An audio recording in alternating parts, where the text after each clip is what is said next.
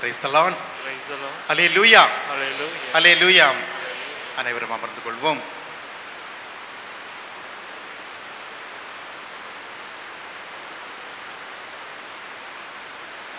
அனைவருக்கும் புனித அந்தோனியாரின் திருவிழாவின் நல்வாழ்த்துக்களை அன்போடு தெரிவித்துக் கொள்கிறேன். நான் நினைக்கிறேன் நிறைய பேர் அந்தோனியார் இன்று ஜூன் 13 சில பேரெல்லாம் போயிருப்பாங்க, அந்தோனியார் திருத்தலத்தை தேடி போயிருப்பாங்க. அதனால் அவர் சம்பந்தமான ஒரு விஷயத்தை பற்றி தான் பேசலான்றிருக்கிறேன். ஆனால் நேரடியாக அவருமாக சம்பந்தம் பட்டது கிடையாது. நாம் திருப்பலி ஒப்பு கொடுக்கின்ற பொழுது ஆரம்பத்தில் நாம் சொல்லக்கூடிய விஷயம், நாம் வல்லவராகிய எல்லாம் வல்ல கடவுளிடமும் சகோதர சகோதரிகளிடமும் பாவியாக இருக்கிறேன் என்று நாம் நம்மையே தாழ்த்தி நாம் ஒப்பு கொடுக்கின்றோம் இல்லையா? அதன் பிறகுதான் நாம் திருப்பலிக்கு கலந்து செல்ல போகின்றோம். ஏனென்றால் ஆண்டவரே சொல்லியிருக்கிறார், யாரிடமாவது அல்லது யாருக்காவது உம்மிடம் மனத்தாங்கல் இருந்தால் அந்த காணிக்கை பொருட்களை அங்கேயே வைத்து நீ முதலில் அங்கே சென்று அவரிடம் ஒப்புரவாக வேண்டும் என்று. Praise the Lord. அதனால தான் நாம் திருப்பலியில் முதல்லையே ஒப்புரவு ஆகுவதற்கு இந்த ஜெபத்தை சொல்கிறோம். ஆனால் அதே சமயத்தில் ஆண்டவரிடம் நாம் சொல்லுகின்ற ஒரு விஷயம் இருக்குது. அடுத்தபடியாக, என் சொல்லால் செயலால் சிந்தனையிலால் கடமையில் தவறியதால் 4 விஷயங்கள்: சொல், செயல், சிந்தனை, கடமை தவறுதல். இது 4 தான் அந்த விஷயமே இருக்குது நம்ம வாழ்க்கையில்.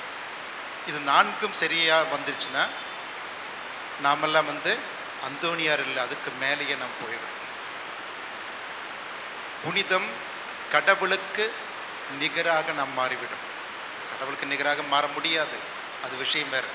ஆனால் அந்த பரிசுத்தம், அந்த தூய்மை முழுமையாக நம்மால் பெற்றுக்கொள்ள முடியும். ஆமேன், ஆமேன்.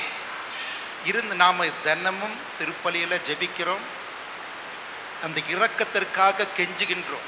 இருந்தாலும் மறுபடியும் அந்த சொல், செயல், சிந்தனை, கடமை தவறுதல், இது 4ம் நம்முடைய வாழ்க்கையில் பதற்றங்கள் உண்டாகிக்கொண்டு தான் இருக்கின்றது. இன்று அதை பற்றி தான் நான் உங்களிடம் சொல்ல வருகின்றேன். 4 விஷயங்கள்: சொல், செயல், சிந்தனை, கடமையில் தவறியது. முதலில் சொல். யோவானின் நற்செய்தி முதல் அதிகாரத்தில் முதல் வார்த்தை சொல்வது என்ன? தொடக்கத்தில் வாக்கு இருந்தது, வாக்கு கடவுளோடு இருந்தது, அவ்வாக்கு கடவுளாக இருந்தது. ஆமேன், ஆமேன். முதலில் தொடக்கத்தில் வாக்கு இருந்தது, வாக்கு கடவுளோடு இருந்தது, அவ்வாக்கு கடவுளாகவும் இருந்தது. அந்த வாக்கினால தான், அந்த வார்த்தையினால தான் என்ன நடந்துருச்சு? வார்த்தை மனு உருவாகியது. அதன் பெயர், அவர் பெயர் தான் இம்மானுவேல் அல்லது இயேசு கிறிஸ்து என்பது இல்லையா? இந்த வார்த்தை, அந்த மூச்சினை நமக்கும் ஆண்டவர் தந்துள்ளார். எசையாவின் நூலில் அதிகாரம் 6 அங்கு அவர் சொல்லுகிறார், அவருக்கு ஏசையா இறைவாக்கினருக்கு நான் மேலோட்டமாக சொல்கிறது, நீங்கள் எடுக்க வேண்டாம், இங்கே கவனிங்க, நான் சொல்கிறேன் உங்களுக்கு எது எடுக்கணும், பைபிள் இறை வார்த்தையை எடுக்க வேண்டிய நேரத்தில் நீங்கள் குறித்து வச்சா போதும். புரியுதுங்களா? இது ஒரு இன்ட்ரொடக்ஷனாக உங்கள்கிட்ட சொல்கிறேன் நான். ஓகேங்களா? இந்த வார்த்தை என்பது நாம் ஒரு நாளும் வார்த்தையை சொல்கிறோம். வார்த்தை என்ன கெட்ட வார்த்தை, நல்ல வார்த்தை இல்லை. நாம் பேசுகிற பேச்சு முழுக்க, சொல் அனைத்தும். ஆண்டவர் முதல்ல என்ன சொன்னார்? உண்டாகுக என்று சொன்ன ஒரே வார்த்தையினால அனைத்தும் உண்டாயிற்று இல்லையா? உண்டாகுக என்று சொன்ன வார்த்தை அந்த வார்த்தையினால அனைத்தும் உண்டாயிற்று. ஒரே வார்த்தை தான். இந்த ஏசாயாவின் நூலில் அங்கே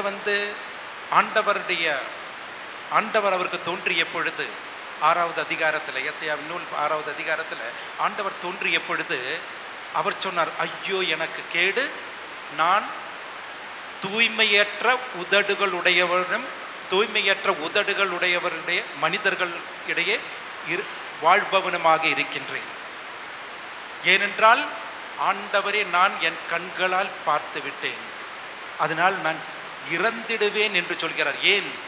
ஆண்டவரை பார்த்ததுனால அல்ல, இந்த அசுத்தமான இந்த பாவியாக இருக்கக்கூடிய என்னை ஆண்டவர் இன்று சந்திச்சுள்ளார். அந்த பாவத்திற்கு காரணமாக அவர் சொல்வது என்னுடைய தூய்மையற்ற உதடுகள். உதடுகள் என்று சொல்கின்ற பொழுது அதன் வழியாக வருகின்ற வார்த்தைகள். அப்பொழுது என்ன நடந்துருச்சு? வானதூதர்கள் ஒருவர், செராஃபின்களில் ஒருவர் பலிபீடத்திலிருந்து நெருப்பு பொறியை எடுத்து கொண்டு வந்து அவர் உதட்டில் தொட்டு சொன்னார், இப்பொழுது நீ தூய்மையாகியுள்ளே. எங்கே? உதட்டில் தொற்ற பொழுது அவன் தூய்மையாயிற்று. நான் இதெல்லாம் எதுக்கு சொல்ல வர்றேன்னா, இந்த நம்முடைய சொற்கள், நம்முடைய நாம் பேசுகின்ற பேச்சுகள், இது எவ்வளவு நம்மை அசுத்தப்படுத்துகின்றது என்பதுதான். நம்முடைய இந்த சயின்ஸு சொல்வது என்னன்னா, நம்முடைய உடலில் அதிகமான அசுத்தமாக்க இருக்கக்கூடிய ஒரு பொருள் என்னன்னு தெரியுமா? வார்த்தையினால் இல்லை, அது கழுகாமல் இருந்தேன்னா, நம் வாய் கொப்பளிக்காமல் இருந்தேன்னா, அதிகமான அசுத்தங்கள், கிருமிகள் அதிகமாக இருக்கக்கூடிய இடம் நாதான். அந்த நாவை வச்சு நாம் ஆட்டி படைக்கிறோம். நான் மதுரையில் படிச்சுட்டு இருக்கும்போது எங்கள் வாத்தியார் ஒரு சொல்லுவார், எண்ணெய் இல்லை ஒரு பொதுவாக சொல்லுவார், நான் அது சொல்ல மாட்டேன் யாருன்னு, ஏன்னா இது வீடியோலாம் பார்த்தேன்னா கடைசியில் வம்பப்பு. அவர் வாத்தியார் சொல்லக்கூடிய ஒரு விஷயம் என்னன்னு தெரியுமா? டேய், வாய் இல்லாட்டி நாய் கூட உன்னை தீண்டாதுடா, வாய் இல்லாட்டி நாய் கூட உன்னை தீண்டாது. இந்த வாய் படைக்கவும் அழிக்கவும் ஆளவும் நமக்கு திறமை கொடுத்துருக்கிறது. இந்த வாய் ஒன்று மட்டும் போதும், இருக்கிறதுலே பெரிய ஒரு ஆயுதம். இப்பொழுது நாம் யாக்கோபின் திருமுகத்தை எடுப்போம். 3வது அதிகாரம். யாக்கோபின் திருமுகம் 3வது அதிகாரம் இப்பொழுது நாம் எடுப்போம். 2வது வசனம். யாராவது படிங்க பார்க்கலாம். இந்த மைக்கில் படிச்ச எல்லாரும் கேட்க முடியும். நீங்கள் கூட படிச்சிருங்க, பைபிளை எடுத்தவங்க படிச்சிருங்க. ஒரு நிமிஷம். சரி, படிங்க பார்க்கலாம். நாம்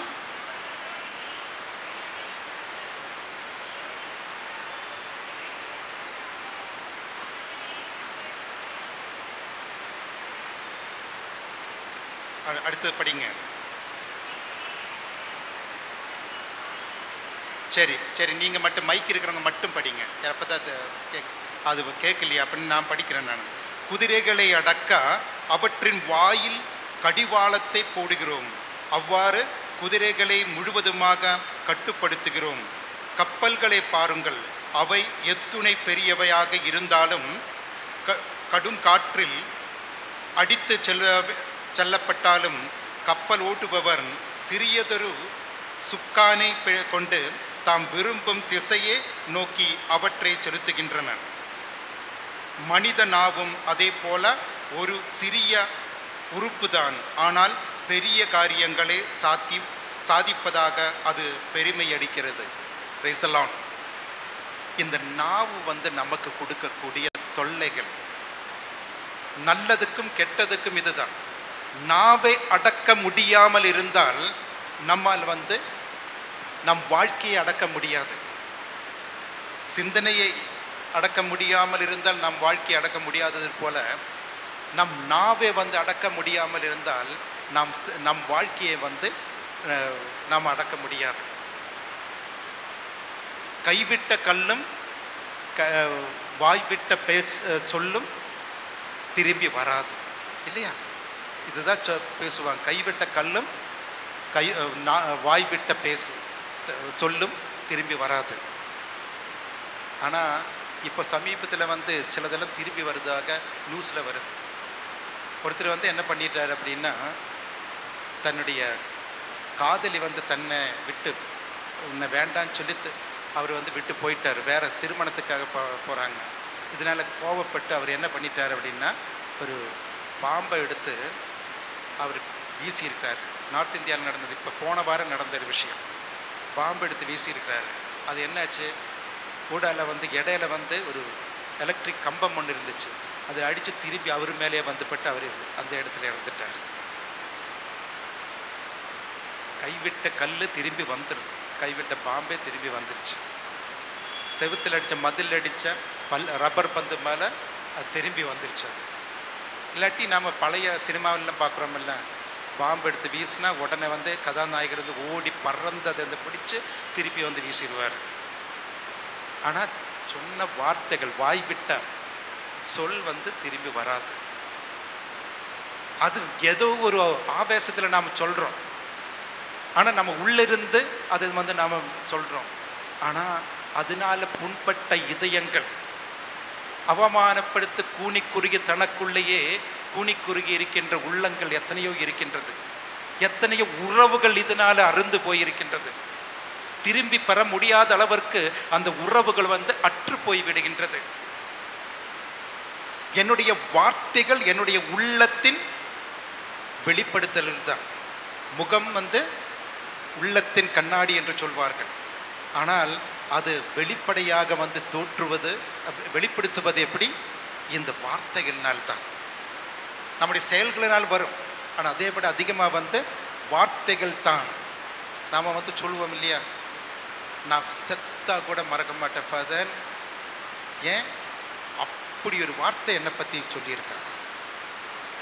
இதனால ஒரு வார்த்தை விட்டதுனால அதனால வந்து வருஷக்கணக்காக வந்து பேசாமல் இருக்கிற உறவு அற்று போனவர்கள் எத்தனையோ பேர் இருக்காங்க. ஆனால் வீராப்பா வந்து சொன்னவங்களே, நான் எதை சொன்னது தப்பு தான், இருந்தாலும் ஒத்துக்க மாட்டோம். ஏன் ஒத்துக்கிட்டா நாம் வந்து இங்கே வந்து நம்ம என்ன சொல்லுவோம், திருப்பலியில் வந்து என்ன சொல்லுவோம், எல்லாம் வல்ல இறைவனிடமும் சகோதர சகோதரிகளே உங்களிடமும் நான் பாவி என்று ஏற்றுக்கொள்கிறேன். அது வந்து ஆட்டோமேட்டிக்காக வருது. அதோட அர்த்தம் புரிஞ்சோ புரியாமலையோ நாம் வந்து சொல்லிட்டு இருக்கிறோம். இது வந்து நம்ம வந்து சண்டை போட்டு நம்ம வார்த்தை விட்டதுனால நாம் வந்து உறவுகள் அருந்து போனால், நம்மகிட்ட பேசாமல் இருக்கக்கூடிய, நம்மகிட்ட உறவே வேண்டாம் என்று காலாகாலமாக இருக்கக்கூடிய அந்த ஒரு நபரிடம், நம்ம உறவுகளிடம் போய் நாம் அந்த ஒரு வார்த்தை, நான் தப்பு செஞ்சுட்டேன், என் வார்த்தை தெரியாமல் அந்த சமயத்தில் வந்துருச்சு, மன்னிச்சிருமா, மன்னிச்சிருங்க. தம்பதிகளுக்கு இடையே இருக்கின்ற உறவுகள் கூட எந்த ஒரு வார்த்தையை விட்டதன் காரணத்தினால எத்தனையோ உறவுகள் வந்து இன்று அருந்து போயிருக்கின்றது. இதிலிருந்து வெளியே வர வேண்டும் என்றால் அதற்கு வந்து ஆண்டவர் வந்து சொல்லக்கூடிய ஆண்டவருடைய வார்த்தை வந்து நம்மிடம் வந்து சொல்கிறது. சீராக்கின் ஞானம் 28வது அதிகாரம் 25வது வசனம்.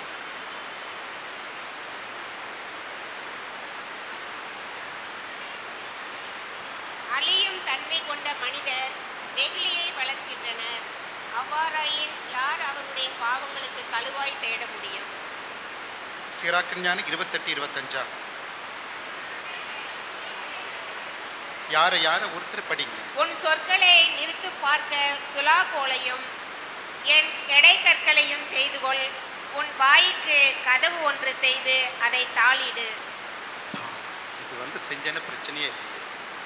ஒரு ஜிப்பு போட்ட போதும், தாளெல்லாம் போட்டு அசிங்கமாக இருக்கும். ஒரு ஜிப்பு போட்ட பிரச்சனையே முடிஞ்சிருச்சு. இந்த பேகுக்கு பேண்ட்டுக்கெல்லாம் ஜிப்பு போடுறோமில்ல, அது மாதிரி ஒரு ஜிப்பு போட்டேன்னா பிரச்சனையே முடிஞ்சிருச்சு. இது வந்து என்னைக்கு சொல்லியிருக்காங்க?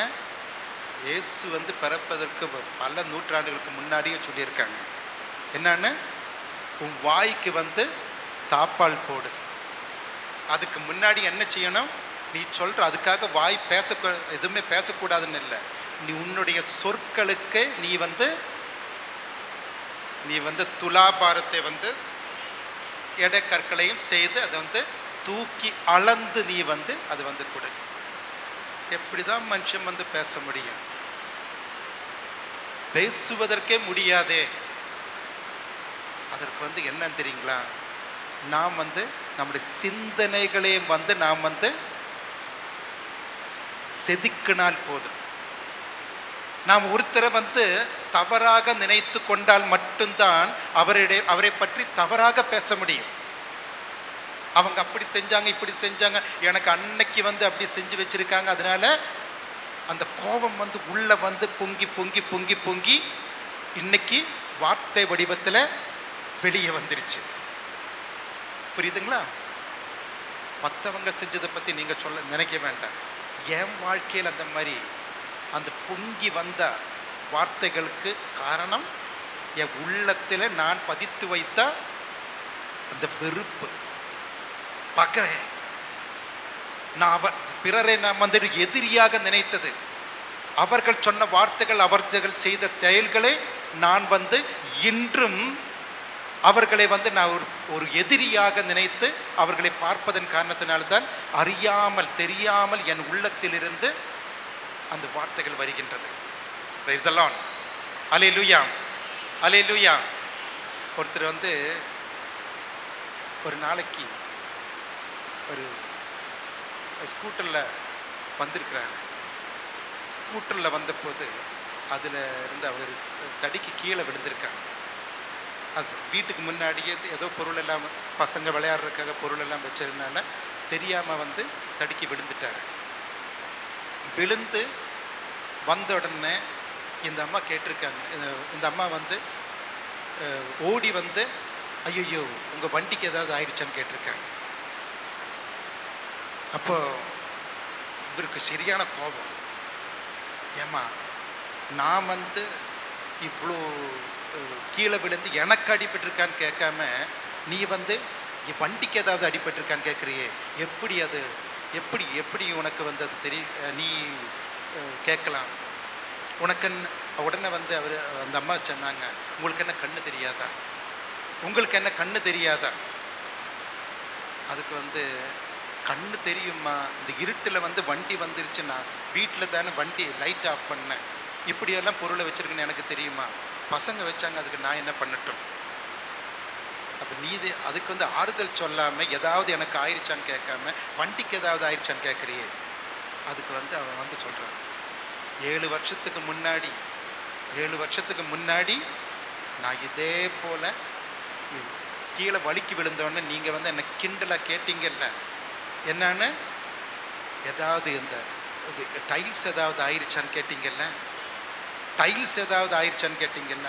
கவுன்சிலிங்கு வந்த ஒரு தம்பதிகளை வந்து சொல்ல கதை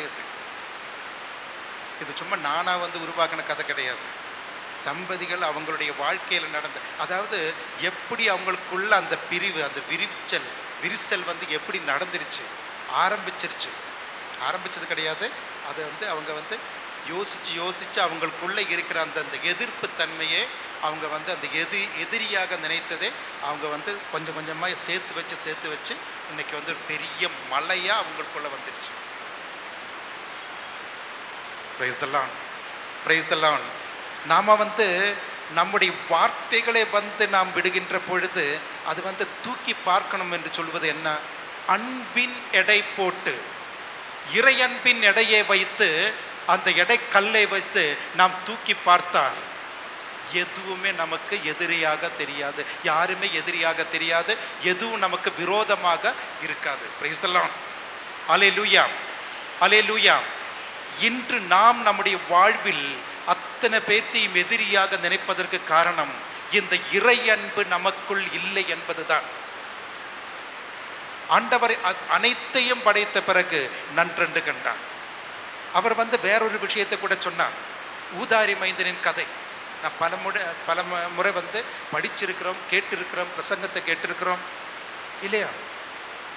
அவ்வளவு சிரமங்களை செய்து கூட தன் மகன் என்கின்ற ஒரே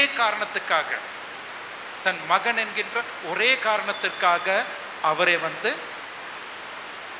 எதிர்பார்த்து அவர் வந்து வழியில் விழிகளை வைத்து காத்திருக்கின்றார்.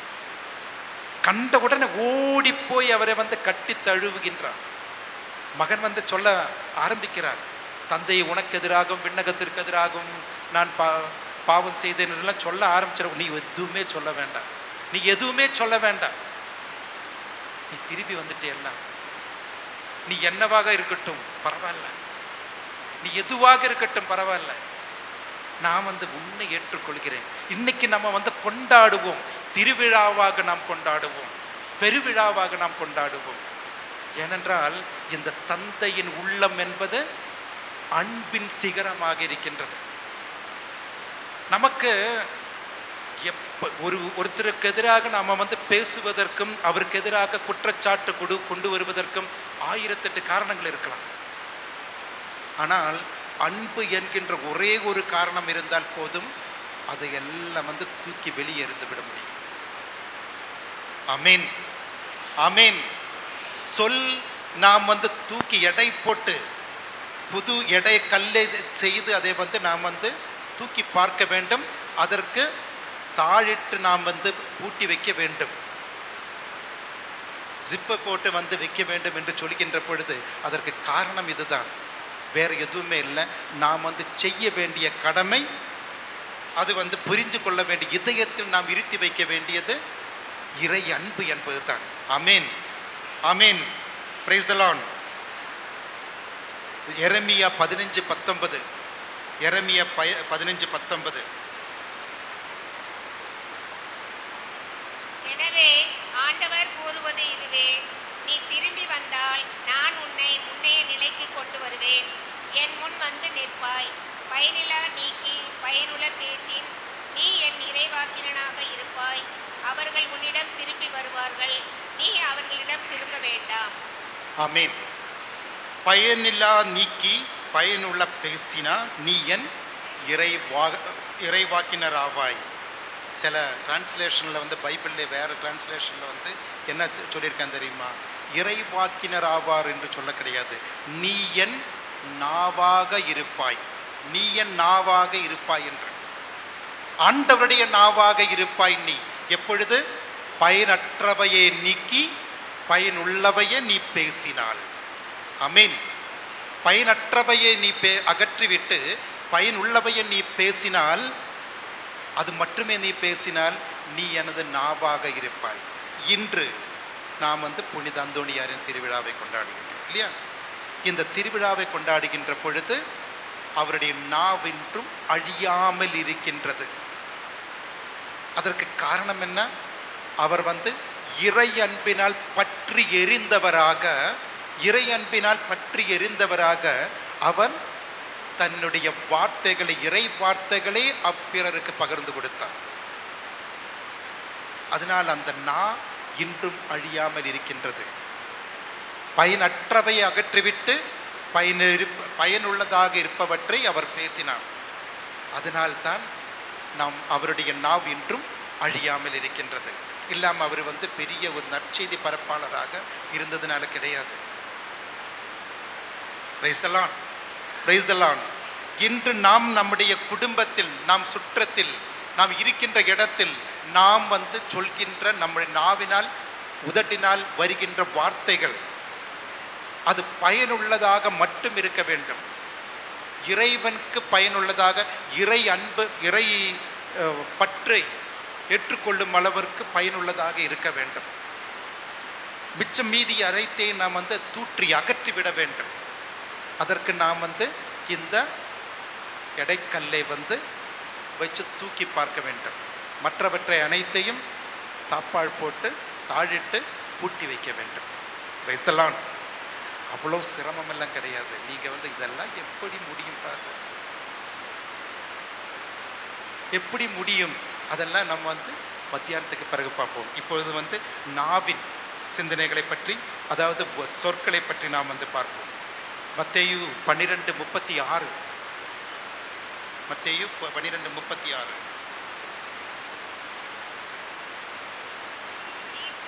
கணக்கு கொடுக்க வேண்டும் என உங்களுக்கு சொல்கிறேன். மனிதன் பேசும் ஒவ்வொரு வீண் வார்த்தைக்கும் தீர்ப்பு நாளில் கணக்கு கொடுக்க வேண்டும் கணக்கு கொடுக்க வேண்டும் என்று நான் உங்களுக்கு சொல்கிறேன். நான் வந்து எங்கேயோ படித்தேன், இப்போ படித்தது இல்லை. நான் காலேஜில் தியாலஜி காலேஜில் படிக்கும்போது தெரியல. படிக்கிற டைமில் எனக்கு வந்து ஒரு சிந்தனை, அதாவது இப்போ நான் பேசுகிறோம் இல்லையா, இங்கேருந்து பேசும்போது வயரெல்லாம் கிடையாது, கேபிள் எல்லாம் கிடையாது. அது வந்து ஏதோ ஒரு இதில் என்ன சொல்கிறது, டவரில் வந்து அங்கே வந்து அது மூலமாக வந்து வேறு இடத்துக்கு வந்து ரேடியேஷன் ஆகி அப்படி போயிட்டு இருக்குது. அது எப்படி அதனுடைய சயின்ஸ் எல்லாம் வந்து சொல்ல நான் விரும்பல, எனக்கு தெரியாது. அதனால தான் எனக்கு தெரியாது, உண்மையாக எனக்கு தெரியாது. அதனால தான் நான் வந்து அதை வந்து பேச வரல. ஆனால் நான் யோசிக்கக்கூடிய ஒரு விஷயம் வந்து என்ன தெரியுமா, நாமெல்லாம் இறந்த பிறகு, ரொம்ப காலத்துக்கு பிறகு, பல நூற்றாண்டுக்கு பிறகு யாரோ ஒருத்தர் வந்து இந்த ஒரு ஒரு அறிவை கண்டுபிடிக்கிறாரு. ஏன்னா நம்ம வந்து இப்போ இப்போ நான் சொல்கிற வார்த்தைகள்லாம் இருக்கல, இப்போ வந்து நான் வைக்கிற அந்த பிரசங்கம் இதெல்லாம் வந்து எங்கே போகுது, உங்கள் காதுக்குள்ளே போகுது. ஆனால் நீங்கள் எங்கிருந்து போனாலும் இந்த வாயுவில் வந்து அப்படியே மிதங்கிட்டு இருக்குது. நாம் யார் என்ன பேசினாலும் இது இது இங்கே தான் இருக்கும். ஏன்னா இந்த நாம் ஃபோனில் பேசுகிற விஷயம் வந்து அது அந்த கருவி இருக்கிறதுனால அந்த டவரில் மூலமாக வேறொரு கருவிக்கு போய் சேருது இல்லைங்களா. இது ஒரு காலத்தில் வந்து விஞ்ஞானிகள் வந்து கண்டுபிடிக்கிறாங்க என்னன்னு, இதுவரைக்கும் உலகத்தில் பேசின பேச்செல்லாம் அதெல்லாமே வந்து அவங்களால வந்து கேப்சர் பண்ணிவிட்டு அதெல்லாம் பிடிச்செடுத்து அது வந்து இப்போ பேசுகின்ற நிறைய காய்மொழின்னு நிறைய பேசும். அதில் வந்து திடீர்னு ஃபாதர் செபி இன்றைய 13 ஜூன் 13, 2025 இத்தனை மணிக்கு பேசின பேச்சு அப்படின்னு சொல்லி அவங்க வந்து அப்படி கரெக்டாக குறித்து வச்சிருவாங்க. புரியுதுங்களா? அந்த மாதிரி ஒரு கண்டுபிடிப்பு வந்துருச்சுன்னா எப்படி இருக்குன்னு பாருங்க. எப்படி இருக்கும், நாம் வந்து சொன்ன பொறாமை, கெட்ட வார்த்தைகள், முணுமுணுத்தது, இது எல்லாமே அங்கே கண்டுபிடிச்சிடும். அது முடிஞ்சு கொஞ்ச நாள் முடிச்சுன்னா வார்த்தைகள் மட்டும் இல்லை, மனசில் நினச்சது கூட பல நூற்றாண்டுக்கு அப்புறம் வந்து அதுவும் கண்டுபிடிச்சிடுவாங்க. இப்படி எல்லாமே கண்டுபிடிச்சு ஏற்கனவே பதிவு செஞ்சு வச்சிருக்காங்க. எங்கே? தீர்ப்பு நாடு. எப்படி இருக்கும்? ஐயோ, நானா சொன்னது இதெல்லாம் இல்லைப்பா, இல்லை சாமி. பேதுருவிட்டம் வந்து கெஞ்சுவோம், நாம் வானதூதர்கிட்ட வந்து கெஞ்சுவோம், மரியாளிட்டம் வந்து கெஞ்சுவோம். ஆண்டவரே, இதெல்லாம் அறியாத வயசில் தெரியாத நேரத்தில் பேசுனது, அதெல்லாம் பெருசாக எடுக்காதீங்க சாமி, அதெல்லாம் பெருசாக வந்து பொருட்படுத்தாதீங்க சாமி. இதெல்லாம் எதுக்கு சொன்னோம்?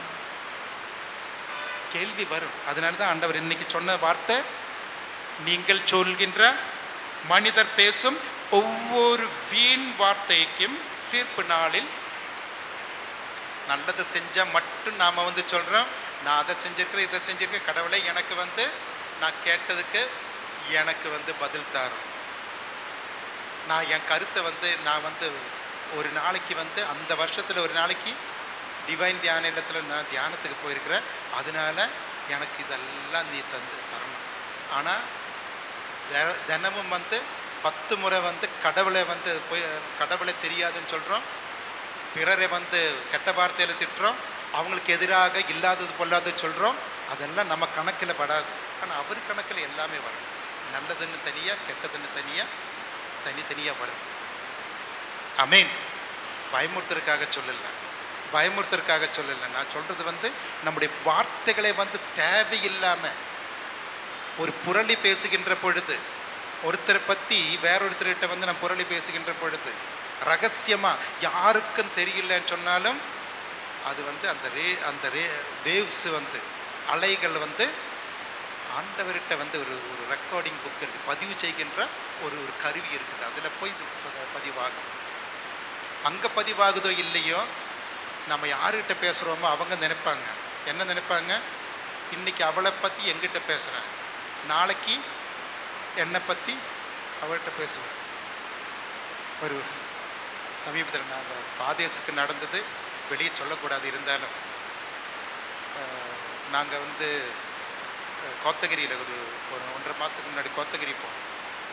கோத்தகிரியில் போய் எங்களுடைய பேட்ச்மேட்ஸ் எல்லாம் வந்து சேர்ந்து உட்காந்துட்டு இருக்கோம். அப்போ 2 காரில் போயிட்டு இருக்கோம். அப்போ வந்து ஒரு ஃபாதர் வந்து 2 கார்லையும் மாற்றி மாற்றி வர்றாரு. எதுக்குன்னு கேட்டால், வண்டி நிறுத்துக்கு நான் அதில் ட்ராவல் பண்ணுறேன், நீங்கள் இந்த இதில் வாங்க, கொஞ்சம் முடிஞ்சுன்னா அதில் அந்த காருக்கு போகிறாரு, மாற்றி மாற்றி வர்றாரு. எதுக்குன்னு கேட்டேன். நாங்கள் ஏன்னா 8 பேர் இருக்கிறோம். இந்த 8 பேருமே 2 காரில் போயிட்டுருக்கோம். அப்போ கடைசியில் தான் சொல்கிறாரு அவர், நீங்கள் என்னை பற்றி குறை சொல்ற, நாம் இதில் வந்து இருக்கும்போது மற்றவங்கள பற்றி குறை சொல்கிறோம். நான் இதிலிருந்து போனால் நீங்கள் என்னை பற்றி தானே குறை சொல்லுவீங்க. அதனால தான் நான் வந்து மாற்றி மாற்றி உட்காந்துட்டு இருக்கேன். பயம். அதாவது நாம் வந்து பிறரை குறை சொல்லுகின்ற பொழுது ஒன்றும் பிரச்சனை இல்லை. ஆனால் என்னை பற்றி மற்றவங்க ஏதாவது சொல்லிடுவாங்கிற பயம். எதுக்கு இப்படி நாம் பயப்படணும்? அவங்க பேசிட்டு போகட்டும். நாம் அதுக்காக நம்மளை வார்த்தைகளை விட்டுறக்கூடாது. நாக்கை, நம்முடைய உதடுகளை, நம்முடைய வார்த்தைகளை, நம்முடைய இதயத்தை நாம் வந்து அசுத்தப்படுத்தக்கூடாது. இறை அன்பினால், பிறர் அன்பினால் அது பொங்கி எழ வேண்டும், எரிய வேண்டும், நெருப்பாக அது வந்து எரிந்திட வேண்டும். Praise the Lord, praise the Lord, hallelujah, ஹல்லேலூயா.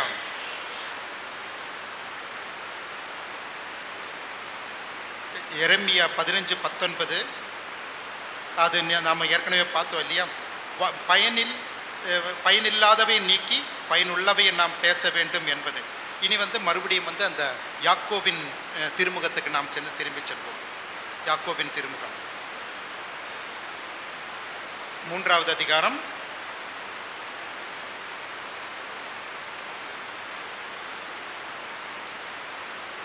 3வது அதிகாரத்தில் 6வது வசனம் நாம் பார்ப்போம். நாவும் தீயை போன்றதுதான், நெறிகெட்ட உலகின் உருவே அது. நம்முடைய உறுப்புகளில் ஒன்றாக அமைந்திருக்கும் இந்த நம் உடல் முழுவதையும் கரைப்படுத்துகிறது. அது நம் வாழ்க்கை சக்கரம் முழுவதையும் எரித்து விடுகிறது. எரிப்பதற்கான நெருப்பை நரகத்திலிருந்தே பெறுகிறது. ஆமென். அதாவது இந்த நாவினால நம்ம வந்து சொல்லியிருக்குதுன்னா, தீயினால் சுட்ட புண் ஆறிடம் ஆறாதது தெரியும். நமக்கு இதெல்லாம் வந்து மனப்படமா தெரியும். தீயினால் சுட்ட புண் ஆறும் ஆறாதது நாவினால் சுட்ட வடு. இந்த வடு அந்த காயங்களை ஏற்படுத்தக்கூடியது. அதனால தான் நரகத்திலிருந்து நெருப்பை கொண்டு வந்து, அது இந்த நாவு வந்து எங்கிருந்து கொண்டு வருது? அது வந்து யாக்கோபு எப்படி சொல்றாருன்னு பாருங்க. அந்த அப்போஸ்தலரான யாக்கோபு அவர் சொல்கிறார், நரகத்திலிருந்து தான் நெருப்பை கொண்டு வருகிறது. யாரு? இந்த நா. நரகத்துக்குள் செல்வதற்கு நமக்கு அது காரணமாக மாறிவிடும். நரகத்தை பயந்து நாம் செய்ய வேண்டிய அவசியம் கிடையாது.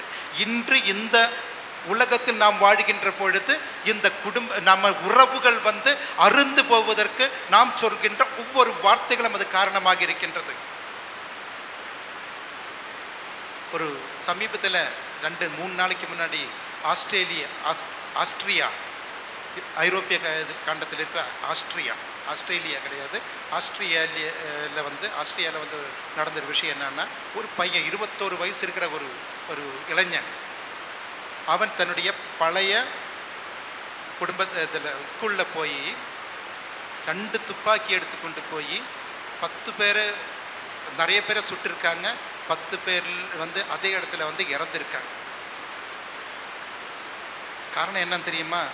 சின்ன வயசில் அவன் அந்த ஸ்கூலில் படிக்கிற பொழுது அவனை வந்து கேலி செஞ்சதுனால, டீச்சர்ஸும் அங்கே கூட படிக்கிறவங்களும் கேலி செஞ்சதுனால, அங்கே இருக்கிற டீச்சர்ஸை கொல்லணும், அங்கே இருக்கிற பசங்களை வந்து கொல்லணுங்கிறதுக்காக நிறைய பேர் வந்து செத்தது போல் அப்படியே கீழே படுத்ததுனால தப்பிச்சிட்டாங்க. நிறைய பேர் காயம் அடைஞ்சிருக்காங்க. இவனுக்கு ஒரே ஒரு காரணம்தான், அந்த வடு. சின்ன வயசுல வார்த்தையினால் அவனுக்கு கிடைத்த அந்த வடு வந்து அவனை வந்து காயப்படுத்தியுள்ளது. அது ஸ்கூலை விட்டு போய் ரொம்ப வருஷத்துக்கு பிறகு 21வது வயசுல அவன் வந்து திரும்பி வந்திருக்கிறான். எதுக்கு? அடுத்தவங்களை கொல்லுவதற்காக. அப்புறமா அதுலேயும் வந்து வேடிக்கை என்னன்னா, அங்கே போகிறதுக்கு முன்னாடி அவன் செஞ்சிருக்கிற விஷயம் என்னன்னா, அவனோட பூனைக்குட்டியை கையில் வச்சுட்டு அம்மாவுக்கு வந்து ஒரு வீடியோ அனுப்பியிருக்காங்க. அம்மா மன்னிச்சிடுங்க, நான் இனிமேல் செய்ய போகிற தவறுக்காக என்னை மன்னிச்சிடுங்க. இந்த என் பூனைக்குட்டியை மட்டும் நீங்கள் வந்து நல்லா பார்த்துருங்க. இதை செஞ்ச பிறகு அவன் வந்து தன்னையே சுட்டுட்டான். இது வந்து ஆஸ்திரியா அங்கே தான் நடக்குது ஃபாதர்.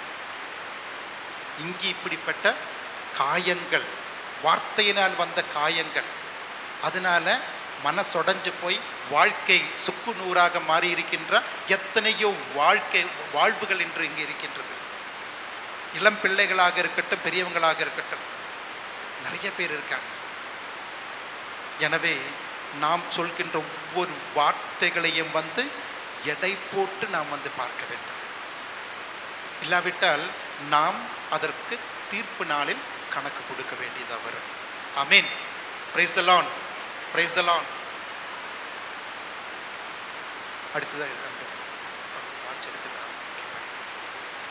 அடுத்ததாக இப்போ சொல் செயல் இல்லையா? சொல் செயல் சிந்தனை கடமை தவறுதல். இப்போது வந்து நம்ம வந்து செயலை மட்டும் பார்ப்போம். செயல் வந்து முக்கியமாக நாம் வந்து ஒரு பாவ சங்கீர்த்தனம் செய்கின்ற பொழுது நாம் வந்து என்ன பாவ சங்கீர்த்தனம் முக்கியமாக சொல்லக்கூடிய, போய் சொல்லியிருக்கேன் ஃபாதர், திட்டியிருக்கேன் ஃபாதர், கெட்ட வார்த்தை பேசியிருக்கேன் ஃபாதர், அதை செஞ்சுருக்கிறேன், இதை செஞ்சுருக்கிறேன், அப்படி பண்ணியிருக்கேன், இப்படி பண்ணியிருக்கேன் எல்லாம் சொல்லுவோம் இல்லையா? ஆனால் நம்ம வந்து சொல்லாத ஒரு விஷயம் என்ன தெரியுமா?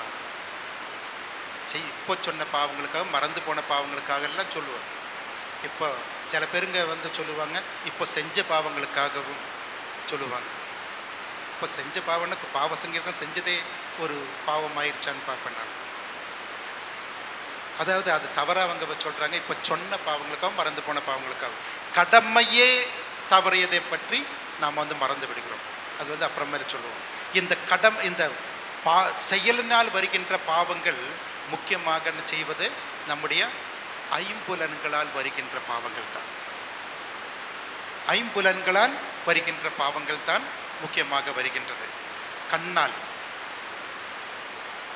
கண்ணால் வருகின்ற பாவங்கள் எத்தனையோ இருக்கின்றது. நாம் கூடாத விஷயங்களை பார்க்கின்றோம். அது மொபைலில் இருக்கட்டும், மற்றவங்க விஷயத்தில் இருக்கட்டும், நாம் வந்து அவங்க என்ன செய்கிறாங்க அப்படிங்கிற ஒரு ஏக்கத்தினால போய் எட்டி பார்க்கின்றோம்.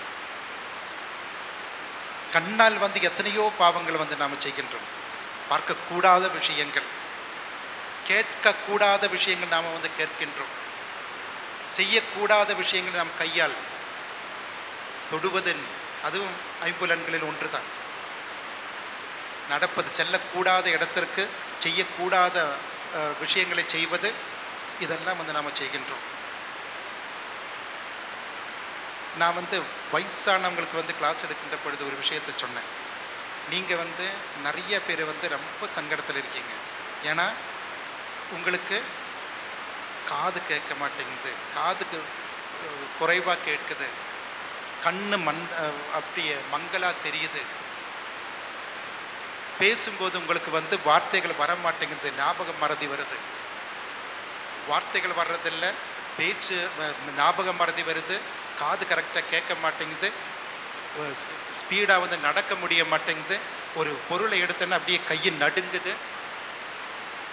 இதெல்லாம் நல்லதா கெட்டதா தெரியல எனக்கு. ஆனால் ஒரு விஷயத்தில் பார்த்தா நான் சொல்லுவேன், நல்லது தான். வயசாகும் பொழுது ஒவ்வொரு வயசுலேயும் நாம் வந்து சில விஷயங்களை கேட்பதே ஆண்டவரை வந்து தடுத்து நிறுத்திருக்கிறார். அதாவது இது போதும், நீ இதெல்லாம் கேட்டு நீ என்ன பண்ண போற? ஆடின ஆட்டம் எல்லாம் போதும். இதெல்லாம் கேட்டுதான் நீ வந்து உன்னுடைய வாழ்க்கையில உருப்படாம உன்னுடைய வாழ்க்கையை வாழ முடியாமல் இருக்கிற.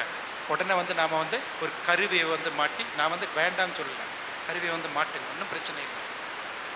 ஆனால் ஆண்டவரை வந்து இன்னும் பல்லு கொட்டக்கூடியது, பல்லு கொட்டுது. இந்த வயிறு வந்து பாவம் அரைச்சு அரைச்சு அரைச்சு அரைச்சு அரைச்சு எவ்வளோ நாள் தான் கஷ்டப்பட்டுட்டு இருக்குது.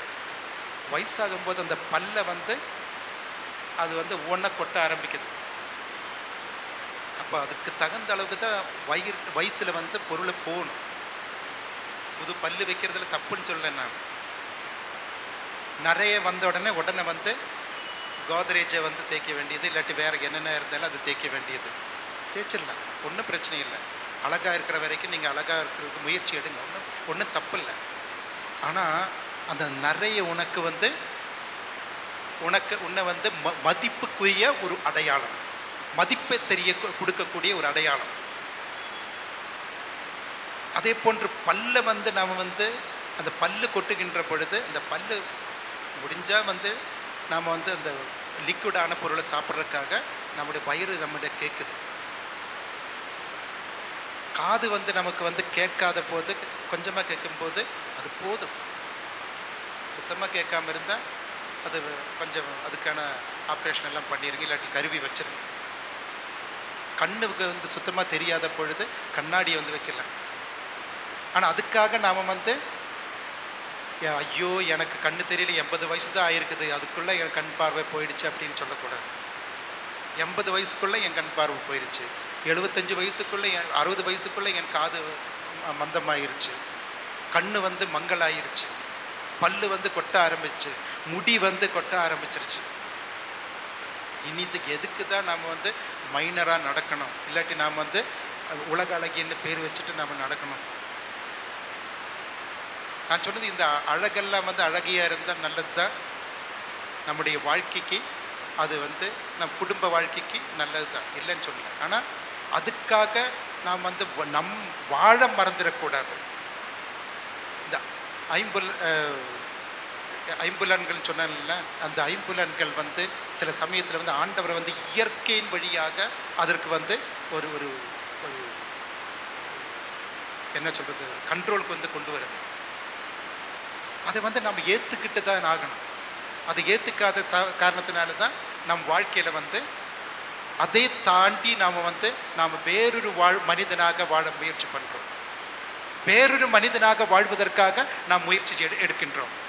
இன்று செயல்களால் வந்த பாவங்கள் என்று சொல்கின்ற பொழுது நாம் ஒவ்வொரு தருணத்திலும், வாழ்க்கையின் ஒவ்வொரு தருணத்திலும் அந்த வாழ்க்கைக்கு ஏற்றவாறு வாழ வேண்டும். அவங்க வந்து அப்படி செய்கிறாங்க, இவங்க வந்து இப்படி செய்கிறாங்கிறதுக்காக நாம் வந்து அதுக்காக நாம் அவங்க மாதிரியே நடக்கணும்னு அவசியம் கிடையாது. Praise the Lord.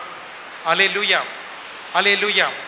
செயல்களால் வந்த பாவங்கள் என்று சொல்கின்ற பொழுது கண்ணை வந்து கட்டுப்படுத்துவதற்கு நாம் வந்து தயாராக வேண்டும். அதே போன்று சுவைத்து மனம் என்பது இரண்டும் சேர்ந்து போகும். உணவை கட்டுப்படுத்துவதற்கு நாம் தயாராக வேண்டும். அதே போன்று மூன்றாவதாக நாம் வந்து கேள்விகளை, அவங்க பேசுறது அந்த பேச்சு இந்த பேச்சு, இப்போ நியூஸ் வந்து பாலிட்டிக்ஸ், அரசியல் வந்து எல்லாமே நம்ம கேட்கணும்னு அவசியம் கிடையாது. நாம் அரசியல் பேசினா தான் இந்த நாட்டில் வந்து அரசியல் உண்டாகும் என்று தேவையில்லை. ஆனால் அரசியல் பேசலாம், அரசியல் வந்து ஈடுபாடு கொண்டு வரலாம். அரசை பற்றியும் நாட்டை பற்றியும் ஆனால் ஒரு அக்கறை வேணும், சபையை பற்றியான அக்கறை வேண்டும். ஆனால் எல்லாமே கேட்டு தான் நம்ம வந்து என்ன பண்ணுறதுன்னு குழப்பிட்டு இருக்க வேண்டிய அவசியம் கிடையாது. அதற்கு ஒரு கட்டுப்பாடு கொண்டு வருவதற்காக தான், கண்ட்ரோல் கொண்டு வருவதற்காக தான் ஆண்டவர் வந்து இப்படிப்பட்ட ஒரு செயல்களை எல்லாம் செய்கிறார். ஆனால் அந்த இயற்கைக்கு மாறாக நாம் வந்து மறுபடியும் வந்து நாம் வந்து அதையும் தாண்டி நாம் வந்து செல்கின்றோம். மூன்றாவதாக கடமையை தவறுகின்ற விஷயங்கள், கடமையை தவறுகின்ற செயல்பாடுகள் நாம் வந்து நம்ம வாழ்க்கையில் வந்து போயிட்டு இருக்கு. நாம் நேரத்தில் அப்போவே சொன்னது போல பாவ சங்கீர்த்தனம் ஒப்புரவு சாதனத்தை கொடுக்கின்ற பொழுது நாம் வந்து எப்பவுமே கடமையை தவறியதை பற்றி நாம் சொல்வதில்லை. ஆண்டவர் வந்து சொன்ன ஒரு உவமை ஒன்று இருக்கின்றது. அதாவது லாசரு, பணக்காரர், இந்த இரண்டு பேருடைய உவமை. அந்த பணக்காரராக இருந்தவர் வந்து ஏதாவது தவறு செஞ்சிருந்தாரா? எந்த தவறும் செய்யலை. அவர் வந்து செய்ய வேண்டிய கடமை செய்யலை என்பதுதான் அவருடைய பெரிய ஒரு ஒரு தவறு. அதனால நரகத்திற்கு செல்ல வேண்டிய ஒரு ஒரு ஒரு கட்டாயத்துக்குள் கொண்டு வந்துட்டாங்க.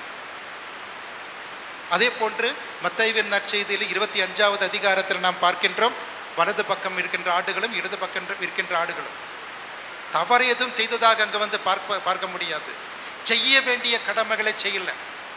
தாகமாக இருந்தேன், நீ தண்ணீரை கொடுக்கல. பசியாக இருந்தேன், உணவு அளிக்கவில்லை. நான் நோயாளியாக இருந்தேன், நான் சிறையில் அடைப்பட்டிருந்தேன், ஆடை இல்லாமல் இருந்தேன், நான் அனாதையாக இருந்தேன். அப்பொழுதெல்லாம் நீ வந்து செய்ய வேண்டிய கடமையை செய்யாமல் விட்டுட்ட. அதனால நீ நரகத்திற்கு போ. நான் நரகத்துக்கு போவது சொர்க்கத்துக்கு போவதை பற்றி சொல்வதற்காக இல்லை. நம்முடைய வாழ்க்கையில நாம் வந்து ஒரு முழு மனிதனாக முழு வாழ்க்கையை வாழ்வதற்கு தடையாக இருப்பது இதுதான். நாம் வந்து நம்மளை பற்றியே நாம் சிந்திக்கின்ற பொழுது நான் எங்கே இருக்கிறேன் என்று நாம் வந்து கேட்கின்றது. முதல்ல வந்து தொடக்க நூலில் ஆண்டவர் வந்து கேட்கிறார்ல, ஏவாளிட ஆதாம்கிட்ட கேட்கிறார், மனிதாண்டி எங்கே இருக்கின்றாய்? அதே போன்று ஆண்டவர் தினமும் நம்மிடம் கேட்கின்றார், எங்கே இருக்கின்றார்? அந்த கேள்வியை நாம் கேட்டு நம்மிடையே வந்து நாமே வந்து பதில் சொல்கின்ற பொழுது அங்கே வந்து நான் இங்கே இருக்கின்றேன், இந்த தவறு செய்தேன், அந்த தவறு செய்தேன் என்று தான் சொல்வேன் தவிர நான் இந்த கடமையை செய்ய தவறிவிட்டேன் என்று நாம் எப்பொழுதுமே சொல்வதில்லை. புரியுதுங்களா நான் சொல்றது? நாம் வந்து செய்ய வேண்டிய கடமையை தவறிவிட்டோம். அந்த ஒரு பணக்காரராக ஒரு இளைஞன் வந்து ஆண்டவரிடம் கேட்கிறாரு, நான் நித்திய வாழ்வை பெறுவதற்கு, நிலை வாழ்வை பெறுவதற்கு நான் என்ன செய்ய வேண்டும்? அதற்கு அவன் வந்து எல்லாமே செய்கிறாரு, நிறைய விஷயங்களை செய்கிறாரு. சட்டம் என்ன சொல்லுதோ அத்தனையும் சொல்றாரு. கட்டளைகள் 10 கட்டளைகளை வந்து அவர் வந்து நிறைவேற்றுகிறார். எல்லாமே அவர் வந்து செய்கிறார். ஆனால் நீ செய்ய தவறிய விஷயத்தை சொன்ன பொழுது உடனே வந்து அவர் வந்து விலகி போயிட்டார். மன வருத்தத்தோட வந்து விலகி போயிட்டார். அதாவது நாம் வந்து நமக்கு தேவையான விஷயங்களை மட்டும் நாம் செய்கிறோம். தேவையில்லாத விஷயங்களை அப்படியே மறந்துடுறோம். நம்ம செய்ய வேண்டிய கடமைகளை வந்து செய்யறதில்லை. இப்போ இன்னைக்கு பங்கிலிருந்து யாருமே இல்லைன்னு நினைக்கிறேன். எங்கள் பங்கில் வந்து ஒருத்தர் அந்தோணியார் திருவிழா கொண்டாடுவார். அந்த திருவிழாவுக்கு வந்து அந்த அந்தோணியார் சுருவம் வந்து நல்ல சுருவம் இல்லை. அதனால் அவர் வந்து போன வருஷம் என்கிட்ட சொல்லி ஒரு சுருவத்தை வந்து ஏற்பாடு செஞ்சார், ஸ்பான்சர் பண்ணார். இந்த 9 நாளில் வந்து நவநாள் வந்து வச்சார். இன்றைக்கி காலையில் வந்து அதுக்கு டெக்கரேஷன் எல்லாம் பண்ணார். அப்புறம் வந்து அந்த இதெல்லாம் வந்து பணியாரம் செஞ்சு கொண்டு வந்து எல்லாத்துக்கும் பணியாரம் எல்லாம் வந்து கொடுத்தாரு. அது ப்ளஸ் பண்ணி அவருக்கு கொடுத்தாரு. அதுக்கு பிறகு வந்து நான் எங்கிட்ட ப்ளஸ் பண்ணுறதுக்கு கொடுத்தாங்க, நான் ப்ளஸ் பண்ணி எல்லாம் கொடுத்துட்டேன். இன்றைக்கி வந்து பெரிய ஒரு பூசைக்கு வந்து நாங்கள் 3 பேர் பாதையை சேர்ந்து பூசை வச்சோம். மக்களெல்லாம் நிறைய பேர் வந்துருச்சு. இதெல்லாம் முடித்த பிறகு அவர், ஃபாதர் எப்படி இருந்துச்சு ஃபாதர், எப்படி இருந்துச்சு ஃபாதர்? சூப்பர், உங்களை அடிச்சுக்க யாராலும் முடியாது, உங்களை அடிச்சுக்க யாராலும் முடியாது. ஆனால் நான் சொன்னேன், நீங்கள் சொன்னது செஞ்சதெல்லாம் வந்து கரெக்டு, நல்லது தான். ஆனால் இந்த திருவிழா கொண்டாடுறது மட்டும் இருக்கக்கூடாது. நீங்கள் செய்ய வேண்டியனா பெரிய பணக்காரர், பெரிய பணக்காரர். நான் பலமுறை அவர்கிட்ட வந்து போயிருக்கிறேன். இந்த கிட்னி டயாலிசிஸ் இந்த மாதிரி விஷயத்துக்கெல்லாம், அதுக்கெல்லாம் வந்து அதெல்லாம் அதை ரொம்ப கஷ்டத்தில் இருப்பேன். அது பிஸ்னஸ்லாம் ரொம்ப டல்லாக இருக்கும். அது நான் சொன்னேன், இது அந்தோணியார் வந்து உங்களுக்கு வந்து ஆசீர்வாதம் கொடுப்பாரு, இந்த காரணத்துக்காக நீங்கள் வந்து செய்கிறீங்க, நல்ல விஷயம், கடவுளுக்கு நன்றி. அந்தோணியாருடைய பக்தி வந்து நீங்கள் பரப்புறதுல எனக்கு சந்தோஷமான விஷயம்தான். இந்த பக்தியில் நீங்கள் மிதங்கிட்டு இருக்கிறது நல்ல விஷயம்தான். ஆனால் நீங்கள் வந்து செய்ய வேண்டிய சில கடமைகள் இருக்கிறது. அந்த கடமைகளை வந்து நீங்கள் செய்வதற்கு தவறிவிட்டீர்கள். இதுதான் இன்றைக்கு கேள்வி. இன்று என் வாழ்க்கையில நான் என் கணவனுக்கு, என் மனைவிக்கு, என் பிள்ளைகளுக்கு, என் பெற்றோர்களுக்கு, முக்கியமா வயதான பெற்றோர்களுக்கு, முதியோர்களுக்கு செய்ய வேண்டிய கடமை, என்னுடைய பக்கத்தில் வீட்டில் இருக்கிறவங்களுக்கு செய்ய வேண்டிய கடமை நான் செய்யாமல் இருக்கின்றதா? நான் என் பங்குல நான் பெரிய ஆளா இருக்கலாம், பக்திமானா இருக்கலாம், கரிஸ்மேட்டிக்கா இருக்கலாம், தியானம் நடத்துறவனா இருக்கலாம், தியானத்துக்கு இறை வார்த்தை அள்ளி அள்ளி அள்ளி வீசுறவனா இருக்கலாம். ஆனா இந்த வார்த்தைகளுக்கு, இந்த செயல்பாடுகள் அப்பாற்பட்ட முறையில் என் அயலானுக்கு நான் செய்ய வேண்டிய கடமை நான் அதிலிருந்து விலகி விட்டேனா? அதிலிருந்து நான் விலகி விட்டேனா? அதை செய்ய தவறி விட்டேனா? ஏன் வீட்டில் இருக்கிறவங்களுக்கே செய்ய வேண்டிய கடமைகளை பிள்ளைகளுக்கு செய்ய வேண்டிய கடமைகள், மகனுக்காக செய்ய வேண்டிய கடமைகள், மருமகளுக்கு செய்ய வேண்டிய கடமைகள், முக்கியமாக தன் மாமியாளுக்கு செய்ய வேண்டிய கடமைகள், அந்த கடமைகளை நாம் விட்டு விலகி போகின்றோம். ஆனால் கோயிலில் போனால் ஜபம், நற்செய்தி, இறை வார்த்தை வாசிக்கின்றவர்கள் இறை வார்த்தைகளை ஒவ்வொரு ஒரு 5 நிமிஷம் பேசினாலே 10 இறை வார்த்தைகளை பேசுவாங்க. ஆனால் குடும்பத்தில், சொந்த குடும்பத்தில் செய்ய வேண்டிய அந்த கடமைகளை நாம் செய்ய தவறி விட்டிருக்கிறேன். பிரைஸ் தி லார்ட், ஹல்லேலூயா. நாம் திருப்பலியில் நாம் ஜெபிக்கின்ற பொழுது ஆரம்பத்தில் எல்லாம் வல்ல இறைவனிடமும் சகோதர சகோதரிகளுக்கும் எதிராக நாம் அந்த ஜெபத்தில், ஐயா நான் பாவம் செய்தேன், நான் பாவி என்று ஏற்றுக்கொள்கிறேன் என்று சொல்லி நாம் இதயத்தில் அடிக்கின்ற பொழுது ஒரே ஒரு விஷயம், இந்த கடமைகளை எந்த அளவுக்கு முழுமையாக நான் செய்துள்ளேன், கடமையில் தவறியதனால் வந்த பாவங்கள் என்று நாம் அர்த்தம் புரிஞ்சோ புரியாமலோ நாம் சொல்கின்றோம். இது எத்தனை முறை நாம் இந்த கடமையில் தவறியதை பற்றி நாம் பாவ சங்கீர்த்தனம் செஞ்சிருக்கிறோம். முழுமையான பாவ சங்கீர்த்தனம் செய்கிறோம் சொல்லி நாம் போகிறோம். ஆனால் மறந்து போகின்ற விஷயம், விட்டு விடுகின்ற விஷயம், அது ஒரு பாவமாகவே, ஒரு பொருட்டாகவே நினைக்காத ஒரு விஷயம் என்னவென்றால் அது இதுதான். கடமையை, செய்ய வேண்டிய கடமையை செய்யாமல் போய்விட்டோம் என்பதுதான். அதுதான் அன்று மத்தேயு நற்செய்தி 25 நாம் பார்த்தது போன்று, பசியாக இருந்தேன், தாகமாக இருந்தேன், ஆடை இல்லாமல் இருந்தேன், சிறைப்பட்டு இருந்தேன், நோயாளியாக இருந்தேன், அநாதனாக இருந்தேன். அந்த சமயத்தில் நீ நல்லா இருந்தியே, மற்றவங்களை என்ன காயப்படுத்திய பொழுது நான் தனிமையில போய் அழுதேனே, அந்த அழுத பொழுது நீ எனக்கு ஆறுதல் சொல்ல வந்தாயா, எனக்கு துணையாக வந்தாயா? இதெல்லாம் நாம சிந்திக்க வேண்டிய, ஆத்ம பரிசோதனை செய்ய வேண்டிய, நாம் நம்மிடமே கேட்க வேண்டிய கேள்விகள். Amen. Praise the Lord, praise the Lord. இனிமேல் நீங்கள் திருப்பலியில் நீங்கள் இந்த ஜெபத்தை சொல்லும் பொழுது இதெல்லாம் நீங்கள் கேட்கணும். யார்கிட்ட? பக்கத்தில் இருக்கவங்ககிட்ட கிடையாது, உங்கள் பிள்ளைகிட்டையும் கணவன்கிட்டையும் மாமியார்கிட்டையும் கேட்கறது இல்லை, உங்ககிட்டையும் நீங்கள் கேட்கணும். இதெல்லாம் நான் செஞ்சிருக்கேனா? செய்ய வேண்டிய கடமைகளை நான் தவற விட்டிருக்கேனா?